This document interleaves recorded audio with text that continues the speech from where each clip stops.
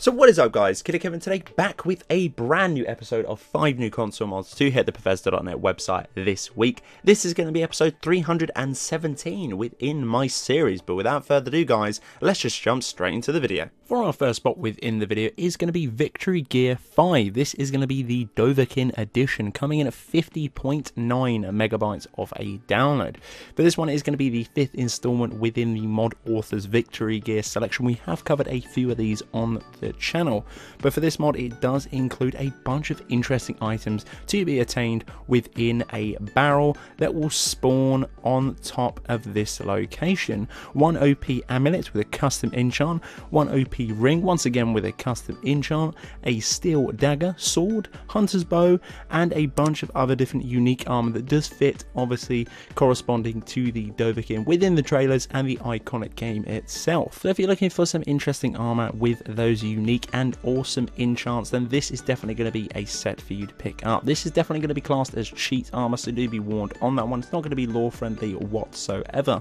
But without further ado, let's head on to the second spot. For the second spot within this video is going to be Hardcore Disable Bash. This particular mod is going to be very interesting indeed if you want to immerse your world or sort of take out that annoying attribute to do with the shield bashing. Maybe you're a two-hander kind of guy and you're constantly getting staggered by an NPC using the shield. This one is coming in at 1.3 kilobytes of a download. It's pretty much simplistic of what it is, and what I just said, you will not be able to bash. Now I'm not too sure if it works for NPCs, but personally myself I do use bash quite often with definitely the shield, not so much with the two-hand. I feel like it's more of a barbaric weapon, get up close and personal, pretty much just lomp and swing it away.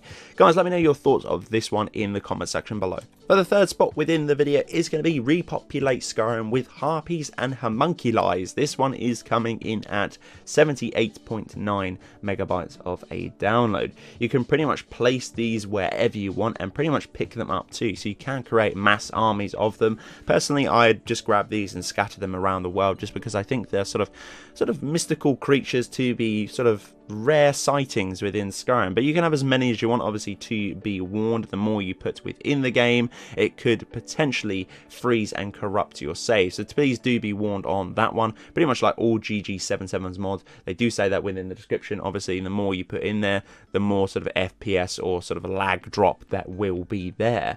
For these ones, you can pretty much pick them up via the merchant, as you can see now, or a bunch of others within Whiterun. It's entirely up to you how you want to do this, such as Belethor at Belethor's General's Goods, the Drunken Huntsman, and so on and so forth. After that, open up your inventory and navigate to the scroll section that are going to be within there. Equip them and then throw them around wherever you want to. Hatch them in front of your own eyes. They are pretty cool indeed. Some of them will follow you, not too sure if they will help you within combat, but overall this is pretty goddamn cool. As I said before, for me personally, I would be scatter these around the world just to make them as sort of mystical rare sightings. Maybe that would be pretty cool, but then again, you know where they were. Hopefully they do roam around, but some of them will follow you, so please do bear that in mind too. For the penultimate spot within the video is going to be Animal and Insect Overhaul English. This one is coming in at a whopping 478.1 megabytes of a download. But before that puts you off, this mod is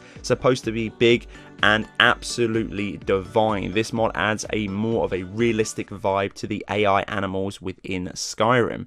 This has the own retextures of all the animals within the game to make them as realistic as possible, as you can tell on screen now.